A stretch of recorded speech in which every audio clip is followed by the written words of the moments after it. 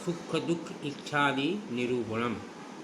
सुखम तो जगतामेव काम्यम धर्मेण जायते अधर्मम जन्म दुःखस्यात् प्रतिकूलम सचेतसाम्। निःदुःखत्वे सुखे इच्छा ज्ञानादेव जायते। इच्छा तो तदुपाये स्वादिष्ठोपायत हीयति। सुख तो संपूर्ण जगत की काम्य वस्तु है।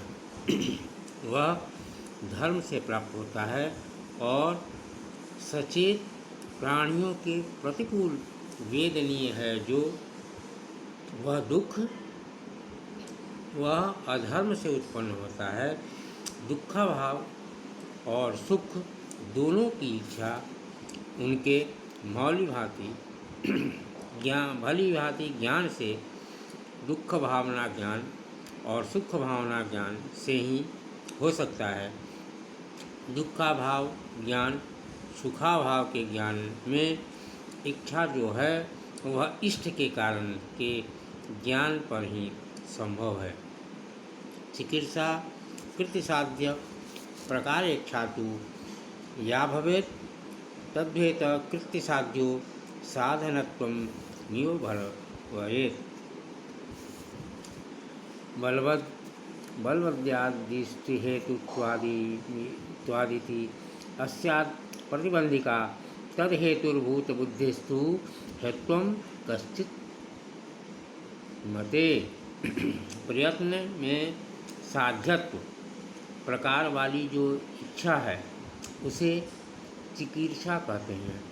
प्रयत्न से साध्य होने एवं इष्ट साधन होने का ज्ञान इस चिकित्सा का कारण होता है। बलवान द्वेष विषयक साधनता का ज्ञान चिकित्सा में प्रतिबंधक होता है। किसी के मत में बलवान दृष्टि की अजानकता की बुद्धि चिकित्सा के प्रति हेतु होता है। अब देश पर विवेचन करते हैं कि दृष्ट साधन का बुद्धि भवेत् देशस्य कारणम।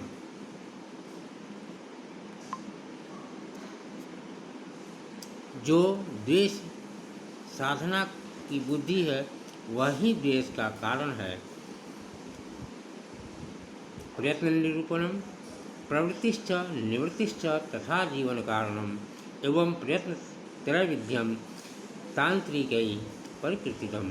चिकित्सा कृत्यसाध्येष्ठ साधनत्व मतिस्तथा उपादानस्य चाध्यक्षम प्रवृत्तौ जनकं भवेत्। निर्वृत्तस्तु भवेत् द्वेषात् दृश्यसाध्यानता धियः यत्न जीवन योजनेस्तु सर्वदा इंद्रियो भवेत्। शरीरं प्राणसंचारे कारणं प्रतिकारकृतितः।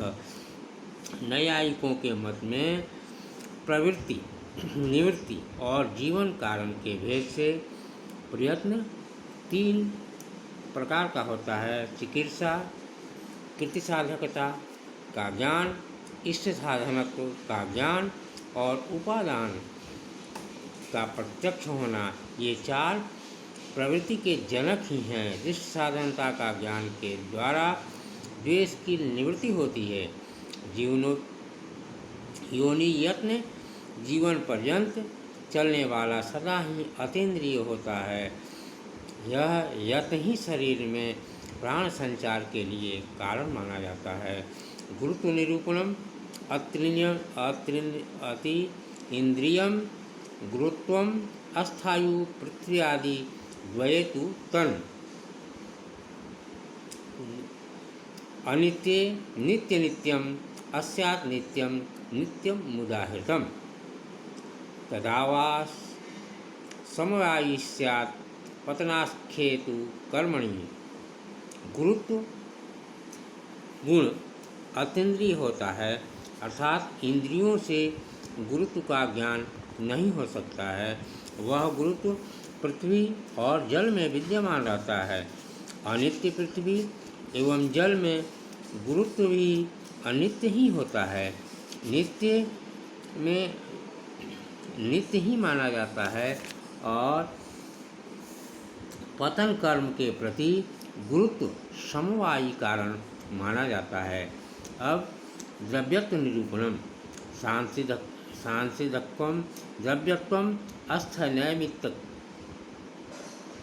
नैमित्तकम उद्धृतम सांसिद्धस्तु सलिले द्वितीय चित्र तेजसो परमाणवो जलम नित्यम वत्रानित्यम मिश्यते नैमितिकम बहनयोगत पनीयधृतादिषु द्रव्यत्वं स्वाहेतुर्निवृत्तं संगृहेतु तत् सांसिधिक और नैमित्तिक के भेद से द्रव्यत्व दो प्रकार का होता है। जल में सांसिधिक द्रव्यत्व होता है और पृथ्वी और तेज में नैमित्तिक होता है। नैमित्तिक द्रव्यत्व होता है। परमाणु रूप जल में द्रव्यत्व का नित्यता और अनित्यता ही कहा जाता है।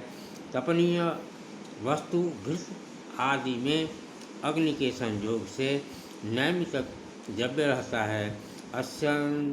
अस्यंदन बहाव में जो द्रव्यत्व असमवायी कारण होता है वह संग्रह सत्तू आटे जैसा चूर्ण में पिंडी भाव में द्रव्यत्व निमित्त कारण होता है। अब स्नेह निरूपणम स्नेहो जले स नित्यो अवयव विन्यस्यसौ तलान्ते तत्प्रकर्षात् दहनस्यादु अनुकूलता। जलमात्र में रहने वाला गुण स्नेह कहलाता है। परमाणु जल में वह स्नेह नित्य और अन्यत्र अवयवों में अनित्य होता है। तेल में स्नेह के प्रकर्ष में जलने की अनुकूलता आ जाती है। अब स्नेह निरूपण के बाद हम संस्कार निरूपण की चर्चा करते हैं। संस्कार निरूपणम संस्कार वेगोथ स्थिति अस्थापक भावने मूर्तिमात्रे तु वेगः अस्यात् कर्मजो वेगजः क्वचित् स्थिति अस्थापक संस्कारः चितो केचित् तुकुर्ष्वपि अतीन्द्रियासौ विज्ञेयः क्वचित् स्पन्देति कारणं भावनाख्यस्तु संस्कारो जीवनवृत्ति इंद्रिय उपेक्षा नात्मकस्य निश्चय कारणं भवेत्। स्मरेण तत्प्रतिज्ञायामप्यासौ हेतुरुच्यते। वेग स्थिति स्थापक और भावना के भेद से संस्कार तीन प्रकार का होता है। मूर्ति द्रव्य मात्र में वेग रहता है और वही वेग वह क्रिया से उत्पन्न होता है और वही वेग से ही वेग उत्पन्न होता है। स्थिति स्थापक संस्कार पृथ्वी में रहता है। किसी के मन में पृथ्वी आदि चारों द्रव्यों में रहता है। वह संस्थापक नामक संस्कार अतीन्द्रिय है और इंद्रियों से ग्राह्य नहीं होता है और वह संस्कार कहीं से स्पंदन और किंचित चलन में भी कारण होता है। भावना नामक संस्कार जीव मात्र में रहता है और वह अतीन्द्रिय है, जिसका स्वरूप उपेक्षात्मक नहीं होता है, ऐसा निश्चय कारण होता है। स्मरण और प्रतिभिज्ञान पहचान में यह संस्कार हेतु असाधारण कारण माना जाता है। इति